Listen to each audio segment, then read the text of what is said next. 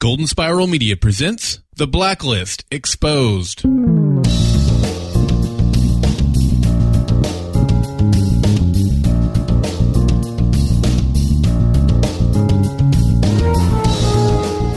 Hello, special agents. You have come to the right place. Welcome to The Blacklist Exposed. I am Agent Troy Heinrichs.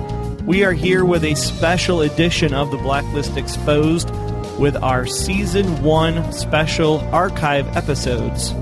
The following episode appeared on the TV Talk Network for Season 1 of The Blacklist, and we're bringing it to you here on The Blacklist Exposed, remastered and used with permission from TV Talk. We hope you sit back, relax, and enjoy this special episode from Season 1.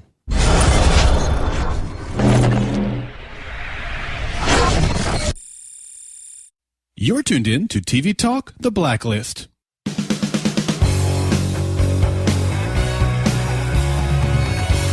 Welcome to TV Talk, America's #1 TV talk show network. And now it's time for TV Talk, The Blacklist.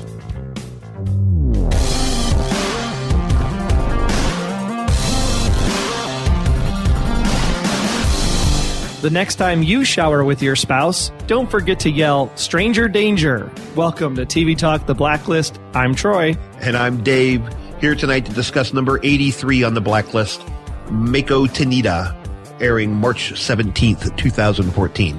Hey, TV Talk listeners, amazing news. You can now get great rewards just for watching your favorite TV shows and listening to music. Use Viggle to check into any TV show or song and earn Viggle points. Redeem for music and movie downloads, gift cards, electronics, and more.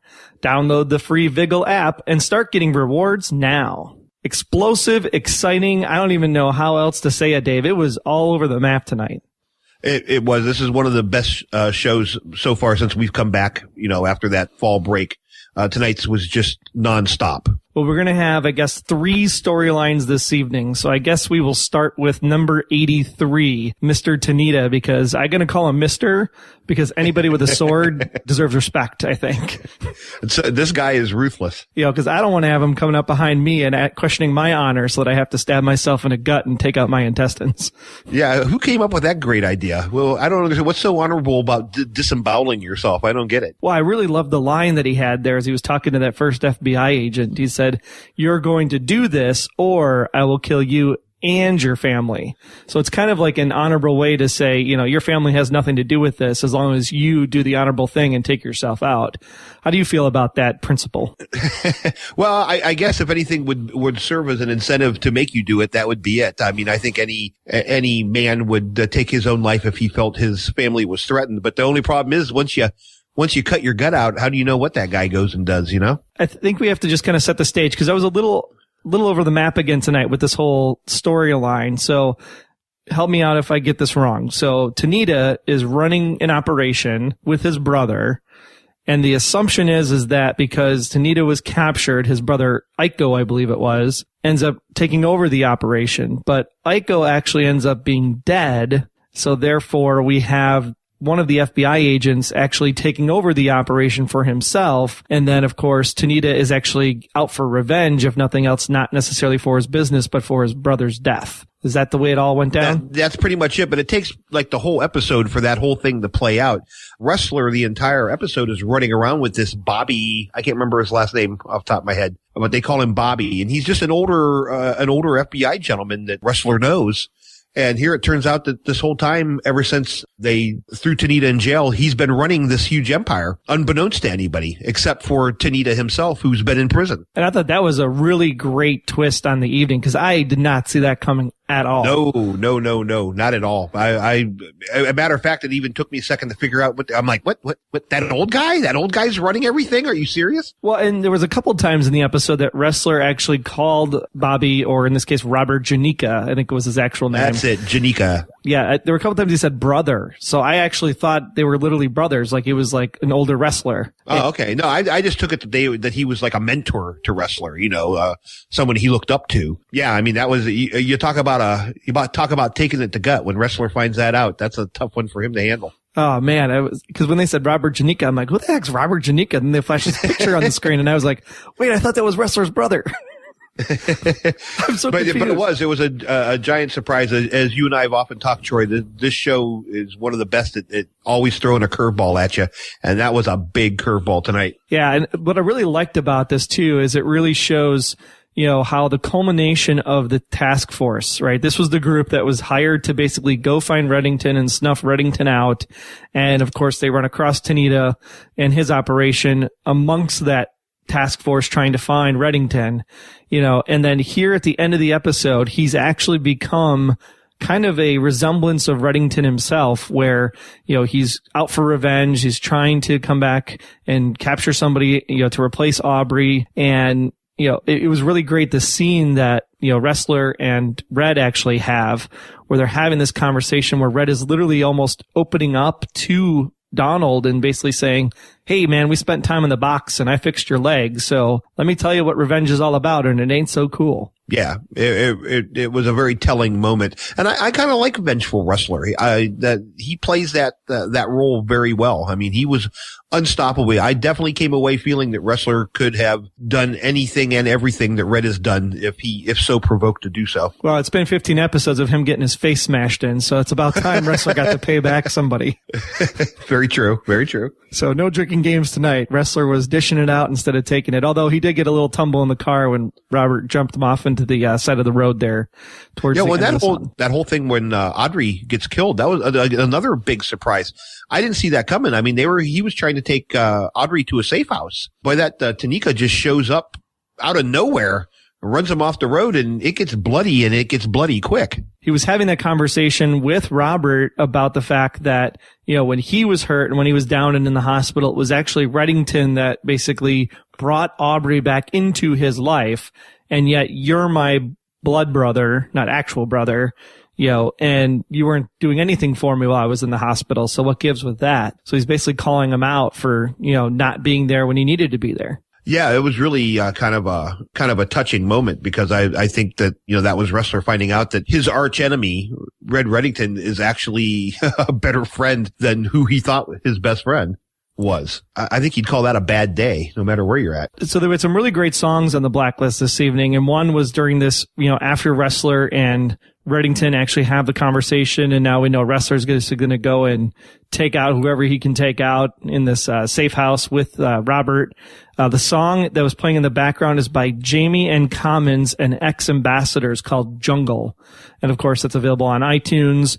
But, really great lyrics, really great tone for that song to kind of set the scene as Ressler kind of goes on his rampage to go find Tanida. He's going rogue. And then later on, towards the end of the episode, as we're having Ressler kind of deal with the fact that he's looking through, the apartment and looking through Aubrey's stuff, we have the cello song. It's by the Northwest Sinfonia. And again, really great, just mood music as he's going through. And what a shocker when he, of course, finds the pregnancy test, or the pregnancy test box. Now, we don't know if she was pregnant, one way or the other, but based on Ressler's expression, you have to assume that maybe she was. Well, and just the fact that she could have been. I mean, the fact that she bought the test and thought she could possibly be pregnant is heartbreaking. Because Tanida shot her in the stomach, if you remember right, when they're laying, when that whole scene plays out and Ressler's in the middle of the street holding her, it's a gut shot, and those never end well anytime. And so at the time you're just thinking, oh, she's going to bleed out and die, but then a little bit later on you find out that if she had been pregnant, I mean, that just makes it all the more horrible. Yeah, and I thought she was going to die just from the head wound. Then when she actually hit the glass, as the car was swerving. Yeah, because blood flew pretty good there, didn't it? So I think there was a lot we learned about Ressler this evening, because that last scene as he's facing off with Robert, kind of an ironic situation that we started the episode out with this whole honor thing and stab yourself or I'll kill your family. And then here, Ressler is standing in front of Robert and says, here, take this knife and stab yourself or I'll kill you because of what happened. And then, man, when those gunshots went off, I didn't know if he hit him or didn't hit him. What did you, I didn't either. Actually, I had to like stop it and go back and watch, because I thought he had shot him, actually. It took me a minute to realize that he just shot off to the side. I didn't know if he'd shot off to the side or, they made a point of showing that he was wearing a vest. Oh, that's true. He was. Yeah. So I don't know if he shot to the side or if he just, only shot him in the chest and, of course, which would hurt like Right. you wouldn't believe. My whole self thought it was blanks at first. Like, did he previously, purposely loaded up with blanks so he wouldn't be tempted to shoot him? But I think he shot the log right next to him is what I thought. Yeah. It was a very, very tense scene, though. I mean, it really was a tense scene. And then the way that scene ends with the guy then disemboweling himself, you're shocked when the gunshots go off, and then you're doubly shocked when the guy ends up taking his own life after all. I don't know if I was so shocked that he did take his own life. I was actually waiting for Myrna in the background to shoot him. That would have been a nice twist. That would have been a shocker too. Yes. Yeah, but him gutting himself, I thought was pretty telling because he was saying, hey, you know what they're going to do to me in prison, so just put me out of my misery now, so I don't have to deal with that. If nothing else, if you're my friend, and I think that's why Ressler decided not to shoot him because prison would have been worse. He wanted him to suffer. Yeah. Right, and then he ends up disemboweling himself anyway. So bygones are bygones. Lots of disemboweling going on. Oh, man. And Harold actually was really good in this episode, too. He had that conversation with Ressler about not taking things into his own hand. You're a good agent. Again, so just showing what kind of a person Harold is, and that even though him and Reddington have, backstory and history from when they were going up in the Naval Academy and everything, Harold's still really looking out for his team and making sure his team's taken care of. So I don't think he's really part of Finch and Company's plan. I think he's still, his task force and doing what he can there. Yeah, I agree. Very much like a father figure almost. So let's switch gears and talk about the one man for 15 episodes. We all said, this guy is cracked, crazy, strange. He's not who he says he is. Reddington's right. Tom Keene, you are a bad man, sir. And we find out just how bad he is. Not only is he a bad man, he's a badass man. This guy can fight. The crazy thing about this all was that Jolene, I never saw this coming in the opening sequence where she actually shows up at the house and is like just having chit chat, small talk with Liz. And I'm like, you just tried to have sex with Tom at this, teacher convention. And now you're going to show up and have coffee and coffee cake with the dude's wife. It's kind of cruel. It was. And she makes the conversation go sour right from the get-go when she says, hey, what'd you think of that art show? And Liz is like, what art show? What are you talking about? It was definitely an awkward scene, but very telling. I mean, it was good. I think this was Jolene trying to show Tom that she's running the show, or she's attempting to run the show. And Tom wasn't having none of that. Right. Yeah, absolutely. And the other thing that I thought was really great about this episode tonight, like they did with the knife when they were disemboweling people, they kind of set up this fake like Tim, Tony, Ted, what was your name again kind of thing. And then Liz uses the line later towards the end of the episode when they're in the shower together. It's like, whatever you want, Mr. Tim, or whatever your name is. And it's like, oh, if she only knew. His name probably isn't Tom at the end of the day. It's probably like Billy or something. And the thing with that ending that really was more chilling than anything else is Tom's in the shower alone at the beginning of that scene, and he's actually washing the blood off his body from the events that have transpired that we're going to talk about in this segment.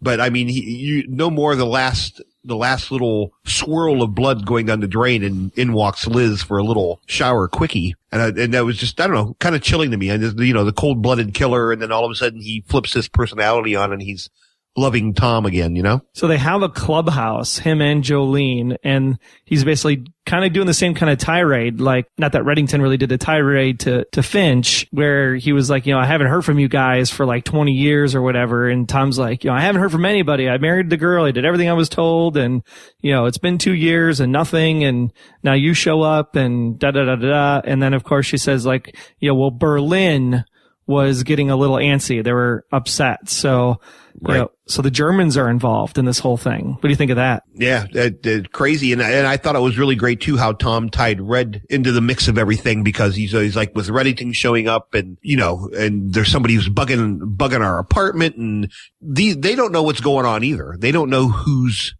doing what to who. So I guess at this point we just assume that it's Red pulling all the strings, but I'm not sure that's even true. Well, and the best thing about this was that he said that the box was Tom's, which means Gina Xanatakos' box was Gina's. And because they both had the symbol on it, then that means that both boxes belong to the same organization. Right. In Berlin.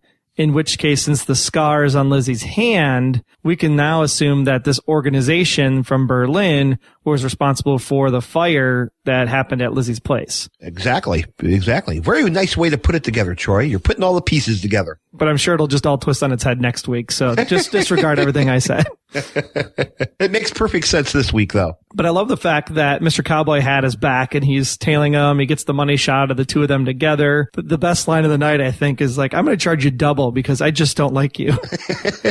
Yeah, they actually have some good quips going back and forth about their hats too. Oh yeah. I love the hat talk that was going on. What did he say? He said, I don't like that hat. It makes your head look small or something like that. Yeah. And he goes, oh, finally the pot meets the kettle. Yeah, it's going to be a shame that we're not going to see him anymore because, of course, Tom has this epic fight battle inside his little clubhouse. And I was more than shocked, actually. I figured, Mr. Cowboy Hat was going to get taken out.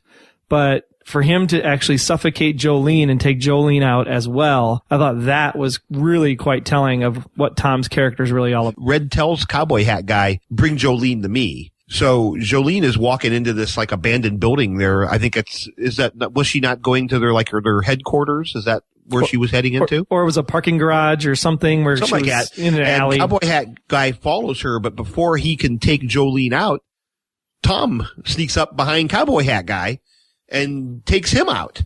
So they got Cowboy Hat guy tied up at their secret clubhouse. And then that's the point where you're talking about where Tom goes all Chuck Norris on everybody. And the one thing that we know is that if you work for Reddington, you're a pretty smart guy because he just sits there and says, don't make that phone call, dude, because if you make that phone call, we're both dead. And that's exactly what happened. Tom is trying to convince Jolene to call and tell Liz, I got called out of town. I don't remember what it was, but it was some BS story about going to Dayton or something, wasn't it? Right. And Cowboy Hat's like, as soon as you hang up that phone, he's going to kill us both. So she makes the call, and what happens? She hangs up the phone. He kills them both. Yep. Rather violently, I might add. Yeah, so, I mean, Tom is someone you do not want to be sleeping with or showering with or anything with going forward because he is a bad, bad man. I mean, we all knew he was a man with talents. He's been well trained, I think. And so we get the kind of chilling part of the episode this evening, which is Mr. Reddington himself. He goes to the ballet, which is his clubhouse hideout for the week, and talking to this dancer, kind of joking about lunch. What do dancers actually eat? And she's like, we don't eat, we smoke. But and he hands her an envelope, which I thought was peculiar. Right. So he's obviously paying her for some kind of operation that's going to go down or whatever. And it has to go down on the 22nd. And the 22nd comes up again. He's on the phone, talking to the ballet company. Like, you have to make it happen. It has to be the 22nd. And then we get to the end of the episode and we find out that he's got this program and they're doing a rendition of Swan Lake.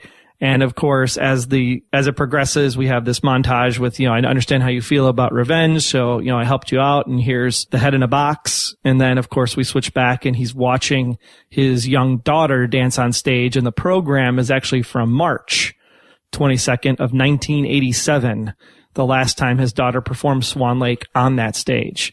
How chilling. Yeah, it really was. It was a really chilling moment. But I tell you, I even got more chills when I assumed that the child he was envisioning was Liz. I mean, that's what I put up. But you brought up the point, Troy, that what if the child he was envisioning was Jolene? Yeah, because we don't really know who Red's daughter is. If Red's daughter's alive, if Red's daughter is Liz, if Red's daughter's Jolene, because of course they flip this around on us all the time.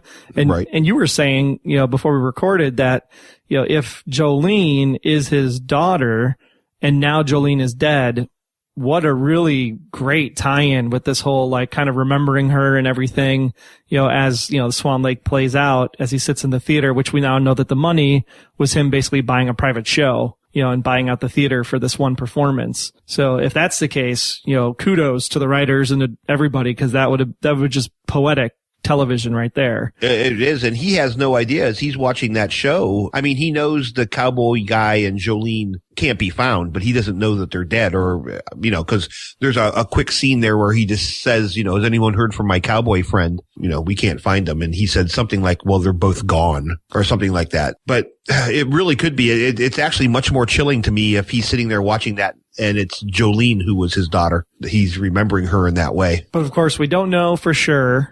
So again, Do you still believe Liz is the daughter? Do you believe Jolene's the daughter?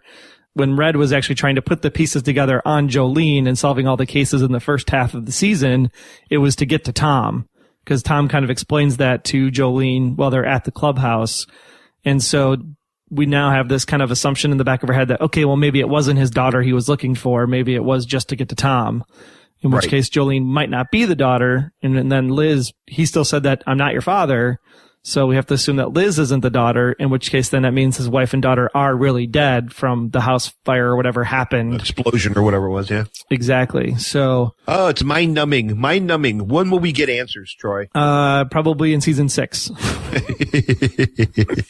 We have a kind of a different talkback question for this evening. We're just curious because it was such a chilling, somber kind of moment. So which of your child's performances would you pay to see in a private showing again? It was so magical, so moving. You know, you would just pay anything to see that specific performance, whether it was a soccer game or a play or production of some kind, you know. So which of your child's performances would you pay to see a private showing again just for you? And that brings us to the end of our episode this evening, and you can hear answers to questions just like this one and answers just like yours coming up in our talkback clips. They're coming up next, but of course you need the free TV Talk app to submit a response. Again, it could be against the talkback question or just about anything you want to share with us and the rest of the fans of the Blacklist. Head on over to tvtalkapp.com to get the full TV Talk experience for iOS and Android. And while you're out there surfing around, make sure you also head over to tvtalk.com/win, and you'll be entered in the weekly prize drawing. And while you're there, you can also share with all your friends on Twitter and Facebook that you listen to TV Talk and TV Talk The Blacklist. Remember, the show's not done yet. Talkback clips coming up next. Go deeper into the mystery of The Blacklist with other fans just like you, and we'll see you again next week. Until then, I'm Troy. And I'm Dave, practicing my samurai skills and keeping my honor so I never find myself on The Blacklist. And now it's time for this week's Talkback Clips.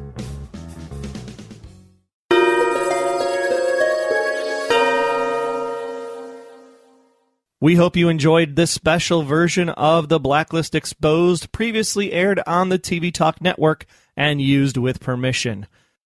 Until next time, I'm Agent Troy Heinritz. That's at Troy Heinritz on Twitter. And if you want to learn more about me, just visit, about.me/Troy Heinritz. And I'm Agent Aaron Peterson. You can hear me talking about movies and TV on the Hollywood Outsider podcast, as well as Remake This Movie Right. We are available at thehollywoodoutsider.com or on Twitter at H_outsider. Be sure to subscribe, download the app, submit your feedback, but most importantly, keep yourself off of The Blacklist.